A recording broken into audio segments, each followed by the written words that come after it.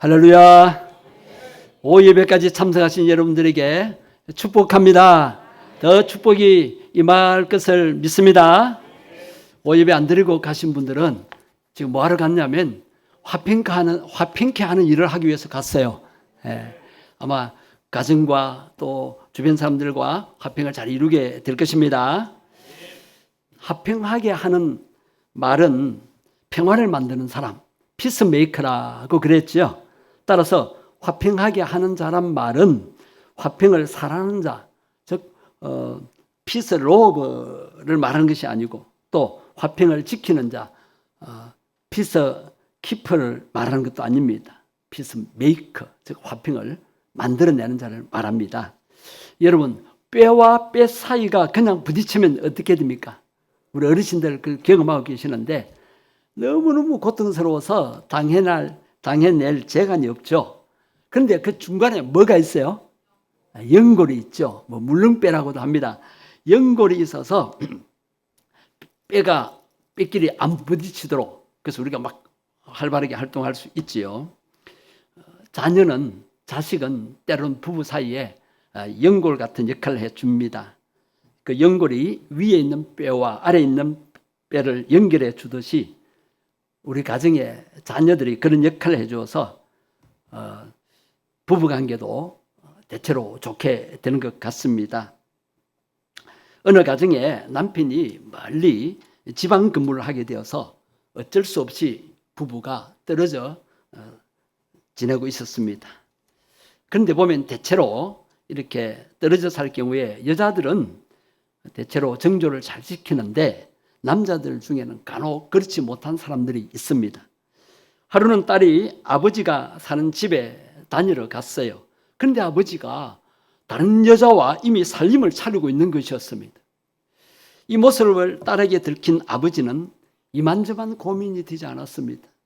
딸아이가 아내에게 이야기한다면 정말 큰일이기 때문에 잠도 오지 않았습니다. 이런 고민 저런 고민하다가 혼자 이혼하기로 마음을 먹습니다. 아버지의 집에 다녀온 딸에게 엄마가 묻습니다. 네 아버지 잘 계시더냐? 이때 딸이 아이고 어머님만 불쌍해요. 아버지는 어떤 여자 하나 데려다 놓고 신혼살림처럼 얼마나 재밌게 살고 있는지 몰라요. 라고 말했다면 이 가정은 두말할 것도 없이 파탄이 나고 말았을 것입니다. 그런데 딸아이가 이렇게 엄마에게 말하는 거예요. 엄마, 아빠 불쌍해서 못 보겠어요. 얼마나 고생하며 사시는지. 사실 고생을 하기는 하죠. 한 여자도 행복해 주기 힘든데 두 여자를 행복하게 해주려니까 그 얼마나 마음고생이 심하겠습니까? 딸의 말을 들은 엄마는 그동안 남편에게 무심했던 자신을 반성합니다. 내가 해도 너무했구나. 미안한 마음에 남편에게 전화를 해서 올라오라고 했어요. 아내의 전화를 받은 남편은 이제 올 것이 왔구나. 그렇게 생각했습니다. 딸이 와서 다 보고 갔으니 분명 본대로 다 말했을 것이고 아내의 성격에 그만 끝내자라고 할 것이 뻔해라는 생각이 들고 그래서 자기 마음에도 그래 이참에 정리하자라고 마음을 먹고 아내에게로 갔습니다. 그런데 집에 딱 들어서는 순간 분위기가 이상합니다. 집안은 깨끗하게 청소가 되어 있고 아내의 태도가 여간 친절한 것이 아니에요. 고생했다고 안마도 해주는 거예요. 밥을 먹으려고 하는데 반찬이 얼마나 많은지 상다리가 부러질 정도였어요. 도대체 정신이 하나도 없습니다. 아무리 생각해도 이런 여자가 아닌데 이해가 안 됐습니다. 혹시 이 여자가 어차피 이혼할 것이니 잘해주고 이혼하자는 속셈은 아닌가라는 생각까지 들었습니다. 그런데 집안 분위기는 도통 그런 분위기가 아니었습니다. 멍한 마음으로 밥을 먹고 있는데 아내가 뜻밖의 말을 합니다. 여보, 제가 그동안 너무 당신에게 소홀했지요. 저를 용서해 주세요. 전후 사정을 들어보니까 이렇습니다. 자기는 정말 남편이 그렇게 고생하면서 사는지 모르고 그저 아이들 돌보는데 급급했다는 것입니다. 아내가 이렇게 노는데 남편이 뭐라고 합니까? 남편은 무슨 소리냐고, 이놈이 죽일 놈이라고 그러면서 엉엉 울면서 잘못을 뉘우치고 아내에게 빌었습니다. 그때를 계기로 이 부부는 연애할 때보다 더 금실이 좋아졌다고 합니다. 자, 파경에 파탄날 뻔한 이 부부 관계가 누구 때문에 더 좋아졌습니까? 예, 그렇죠. 딸이 연골 역할을 잘해준 겁니다. 이것이 화평하게 하는 자의 모습입니다. 우리 모두는 화평하게 하는 피스메이커가 되어야 하겠습니다.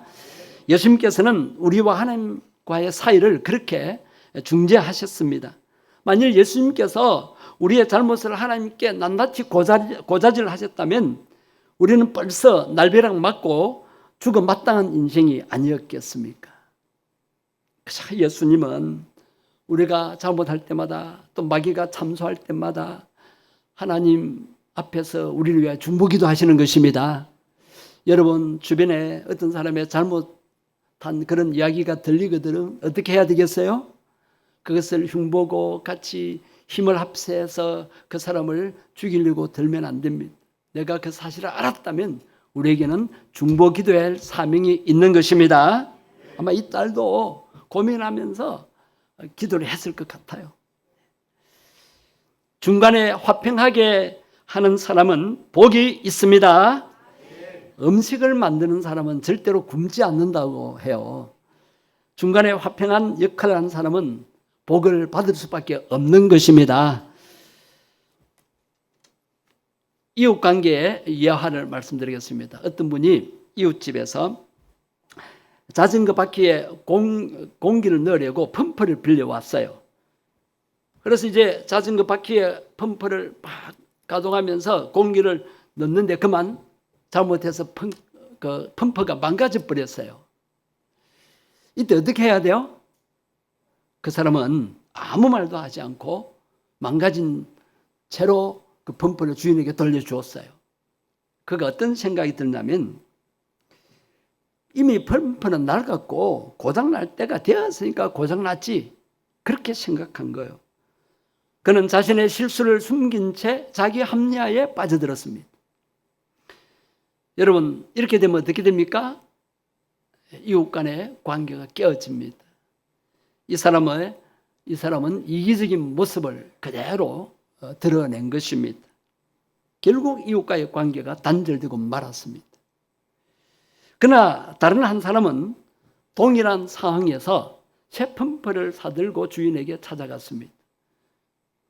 제가 펌프를 사용하다가 그가 그만 망가뜨려 버렸습니다. 제가 연장 다루는 법이 좀 서툴렀어요. 그래서 새 펌프를 사왔습니다. 죄송합니다. 그러자 주인이 오히려 더 미안한 표정을 짓습니다. 왜?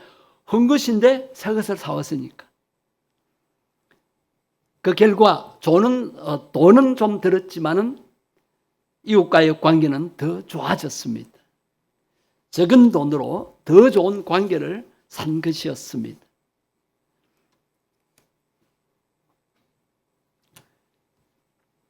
우리는 돈 좀 아끼려다가 관계를 깨뜨리는 경우가 많습니다. 내가 좀 손해보더라도 돈 좀 쓰면 관계가 더 좋아지는 것입니다.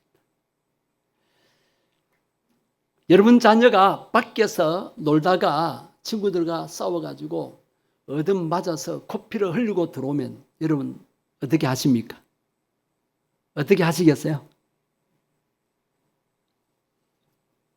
그런 거 안 겪어봤어요?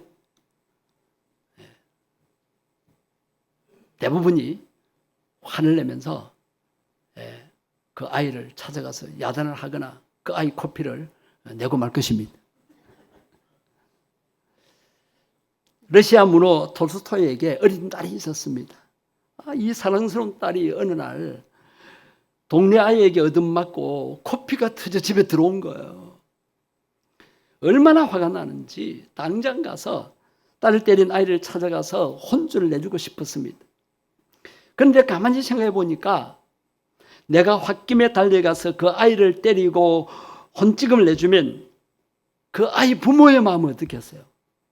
그럼 그 부모는 아니 아이들 싸움에 어른이 끼어들어 그러면서 집에 찾아오면 어른 싸움이 되지 않습니까?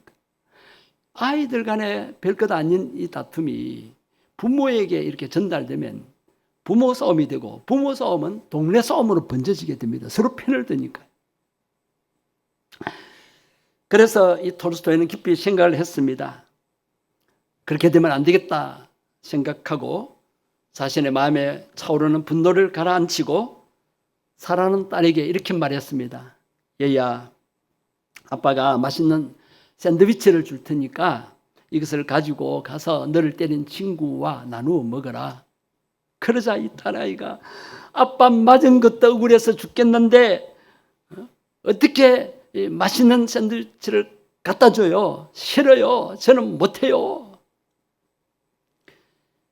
그래도 톨스토이는 딸아이를 설득시킵니다. 아빠가 가서 그 친구를 때려서 코피 내면 좋겠니? 그럼 그 엄마 아빠는 또 얼마나 가슴이 아프겠니? 친구와 관계를 좋게 만들어야 되지 않겠느냐. 그래서 아빠가 참으니까 너도 참으면서 이 토스트를 갖다 주라. 아빠 시킨 대로 하면 좋은 일이 생길 거야. 그래서 아이를 설득시켜서 보냈어요. 이 딸은 아빠의 말씀에 순종해서 맛있는 샌드위치를 가지고 가서 자기를 때린 아이에게 샌드위치를 전해주었습니다. 얼마 있다가 이 딸애가 환한 웃음으로 집에 들어오는 거예요. 친구와 화해를 했다고 기뻐했습니다. 그들은 샌드위치를 나눠 먹으면서 화해했고 재미있게 놀 수가 있었다고 했습니다. 여러분, 자신의 딸이 사랑스러우면 남의 딸도 사랑스러운 것입니다. 그렇게 생각하고 행동으로 옮기면 화평하게 하는 삶을 살 수가 있게 되는 것입니다. 당장의 분노를 우린 좀 가라앉히고 깊이 생각하고 내가 분노에 찬 행동을 했을 때 일어날 결과를 미리 짐작해 볼 수 있어야 합니다. 내 입장만 생각하면 안 되고 남의 입장도 생각해 줄 수 있어야 되는 것입니다.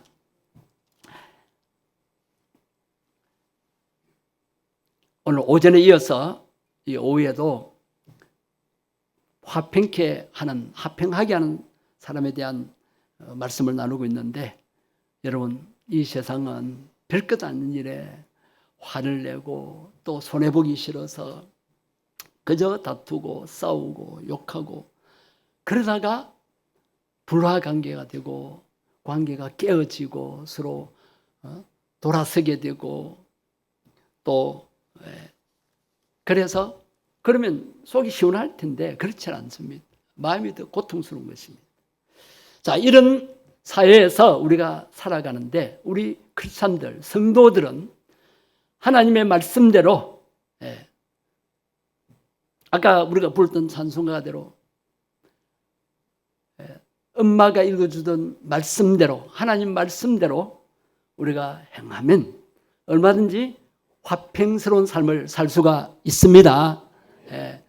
우리는 화평을 도모하는 삶을 살아야 합니다. 서로 오해하고 싸우고 다투고 그래서 사이가 틀어져 있고 관계가 깨어진 그 중간에서 우리는 사랑을 베풀어서 서로를 감동시키는 사랑을 베풀어서 두 사람의 관계가 더 좋아지도록 하는데 힘써야 되겠습니다. 마지막 이야 하나 하고 마치겠습니다. 교회 장립 집사님이 낚시 간다고 친구들하고 낚시 간다고 주일날 빠졌어요. 잘 안 빠지시는 분인데 빠졌어요. 하도 친구들이 낚시 가자고 낚시가 아닙니다. 미안합니다. 등산 가자고 벼르고 그래서 할 수 없이 가게 되었어요. 그래서 목사님께는 미안해서 말 못하고 친구에게 말해서 목사님 귀에 들어왔습니다. 그 김 이사님 오늘 왜 교회 안 왔나요? 혹시 압니까? 하니까 목사님 친구들하고 등산 갔어요. 할 수 없이 갔어요. 그 말을 들을 때 이 목사님 화가 났어요. 아니 장집사가 돼가지고 곧 장로 되실 분이 주일을 빠져. 그것도 등산하러 간다고 빠져.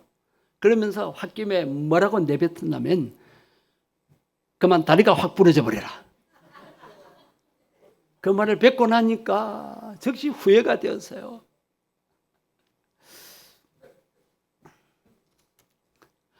집에 와 있는데 저녁에 밤에 그 지사님이 찾아온 거예요. 아이고 올 것이 왔구나. 그래서 문을 열어주고 만났는데 그 집사님이 목사님에게 감사 인사를 하는 거예요. 목사님, 제가 친구들이 하도 동창 친구들이 등산 가자고 했는데 그동안 주일이라서 한 번도 안 갔는데 이번에는 꼭 가야 된다고 해서 할 수 없이 갔는데 미안해서 목사님께 말씀 못 드렸고 친구한테 말했는데 그 친구 말이 목사님이 제가 주일을 빠뜨리고 등산 간 것에 대해서 걱정하시면서 사고 안 나게 해달라고 걱정을 하셨다면서요. 그 중간에 집사님이 어떻게 하신 거예요? 저는 그 이야기를 듣고 참 많은 걸 생각했습니다. 보통 사람은 있는 그대로 이야기하잖아요. 목사님이 네 다리 부어져라고 했다. 저주했다. 그런데 뭐 어떻게 되겠어요? 그 남자 집사님 시험 들어가지고 교회 오겠어요? 그럼 목사님이 실수로 말을 했는데 어떻게 됩니까? 여러분, 우리는 내가 이 말을 했을 때 바른 말을 했잖아요. 틀린 말, 없는 말 하는 게 아니고 목사님 한 말을 그대로 전해줬다고요. 그럴 때 그대로 전해주면 어떻게 돼요? 그걸 미리 생각을 할 수 있어야 된다고. 그런데 우리는 생각 없이 어찌 목사님이 돼서 저렇게 말씀하세요? 그렇게만 생각하는 거예요. 자, 목사님이 왜 그 말을 했을까요? 진짜 하나님 말씀대로 주일 안 지키고 놀러 가다가 다리 부어지면 어떻게 됩니까? 목사님 걱정이 돼서 그렇게 안 했겠어요? 그리고 중직자는 성도들에게 본을 보여야 되니까 그렇게 하면 안 된다는 마음에서 했을 거 아닙니까? 그런데도 중간에 전달해주는 집사가 목사님에 대해서 그렇게 나쁜 생각을 가지고 그렇게 전해줬다 합시다. 그럼 관계가 어떻게 지는 거예요? 그런데 그분은 정말 지혜롭게 감동을 주는 그런 말을 한 거야. 그때 목사님 어떻게 느낄 수 있겠어요? 내가 잘못했는데도 그 집사님이 지혜롭게 이렇게 좋은 말을 해주어서 오히려 등산 갔던 집사님이 와가지고 목사님 죄송합니다. 그리고 저를 걱정해 주셔서 감사합니다 하면서 그렇게 말할 때 그 집사님 다시는 주의를 어기겠습니까? 잘못했을 때 야단치고 정지하는 것보다 감동을 주는 것이 훨씬 효과가 있다는 것을 깨닫게 됩니다. 성도 여러분, 우리 화평을 도모하는 사람이 되십시다. 화평하게 하는 사람이 되십시다. 모든 사람들과 화목하고 어떤 상황에서도 화평을 도모하는 삶을 살게 해달라고, 화평하게 하는 자가 되게 해달라고 기도하십시다. 가정에서 부모와 엄마와 아빠 사이에 또 자녀들 사이에 화평하게 하는 자가 되도록, 교회 안에서도 성도들 간에 화평하게 하는 자, 또 직장에 가서도 사회에 나가서도 화평하게 하는 삶을 살게 해달라고 주의 이름 한 부르고 통서로 기도하시겠습니다. 주여, 하나님 아버지, 오전에 화평의 열매에 대한 말씀, 오후에 화평하는 자가 받는 복에 대한 말씀을 나누게 하시니 감사합니다. 하나님, 이 세상은 불화가 끊이지 않는 세상입니다. 좋은 관계도 깨어집니다. 화평이 깨어집니다. 서로 미워하며 싫어하며 관계가 단절되고 있고 주님 고통을 당하고 있습니다. 인간관계의 고통 때문에 모두가 힘들어하는 상황입니다. 오늘 말씀을 듣습니다. 예수님, 화평하게 하는 자는 복이 있다고 하셨습니다. 하나님의 자녀로서 인정을 받는 삶을 살기를 원합니다. 주요 가정에서도 지혜로운 말을 하고 성령의 인도를 받아 성령의 열매는 화평의 열매를 맺기 위해서 지혜롭게 말하게 하시고 부드럽게 말하며 상냥하게 친절하게 사랑의 말을 하게 주옵소서.